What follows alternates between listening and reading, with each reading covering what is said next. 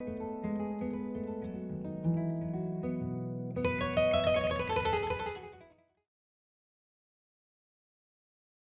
important pour les communautés. Vous savez que maintenant, quand vous regardez par exemple cette formation que vous faites là, si la formation elle est bien tenue et que ces acteurs qui ont été formés ont parvenu à défaire la démultiplication au niveau de la communauté, donc il faut qu'il y ait cette résilience climatique. Lutter pour par exemple tous les facteurs qui bloquent aujourd'hui, n'est-ce pas, qui engrainent dans le cadre du changement climatique. Nous comptons sur votre expertise, sur vos connaissances pour nous apporter un peu de soutien. Parce que les populations en ont besoin. Et nous, en tant qu'autorité aussi, nous avons besoin. Avec le démarrage, le premier impact positif d'abord, depuis le démarrage, c'est qu'il y a eu des délégués qui sont venus, qui ont déjà reçu des formations. Et je crois que c'est un premier avantage parce qu'avant tout, il faut connaître, il faut savoir. Donc les différents délégués qui sont venus chez moi, non seulement ils ont connu comment bien filmer, comment cadrer, comment avoir des informations. Et je crois qu'ils ont aussi donné beaucoup plus d'avantages aux solutions locales trouvées. Pour dire les problèmes que nous avons, les solutions ne peuvent pas venir ailleurs. C'est nous-mêmes qui avons des solutions, comment valoriser ça. Et je crois que ça c'est très bon pour les fils de terroir qui analysent eux-mêmes le problème, ils détectent le problème, ils trouvent des solutions locales.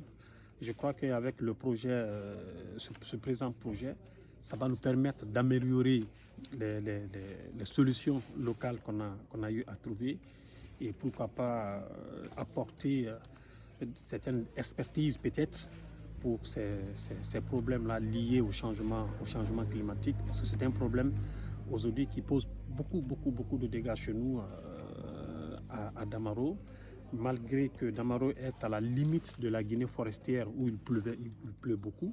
Damaro également, il pleuvait beaucoup, mais maintenant, il ne pleut que 3 à 4 mois.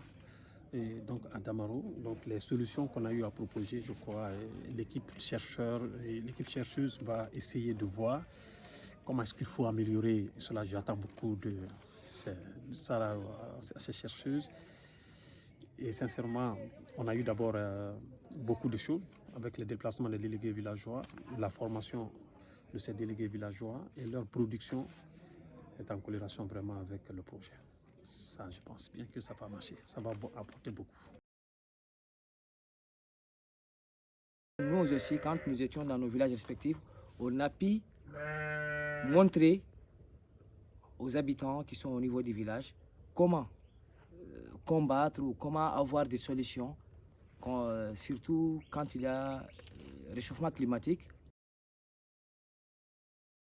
Bien comprendre ce qu'on doit faire et comment aller vers une autorité, demander, faire un plaidoyer ou bien demander un avis, comment pouvoir gagner la confiance de la population, leur expliquer très bien qu'est-ce que la résilience climatique. Cet atelier va avoir un impact positif sur le village parce que déjà, ils vont déjà comprendre pourquoi on était au Mali. Ils vont comprendre pourquoi le projet et ils sauront que ce n'est pas un projet avec qui pour eux c'était à la légère. Mais déjà avec la venue des étrangers et ceux qui sont en train d'expliquer et comprendre, avec ça ils vont savoir que c'est un très bon projet.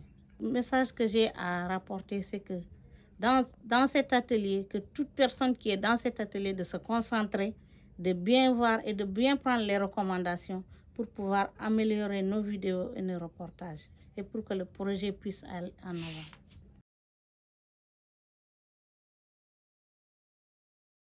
Dégradement des forêts et surtout des montagnes.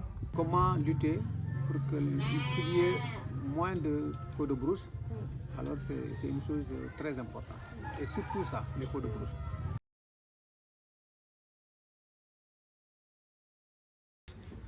C'est un projet vraiment qui est très important pour la communauté de Bandafassi et des autres villages aussi. Que vous, vraiment, en tant qu'acteur du projet, que vraiment vous continuez à travailler toujours avec la communauté et vraiment les pays qui font partie, qui bénéficient de ce projet. C'est très important de garder la forêt, vraiment surveiller l'environnement surtout.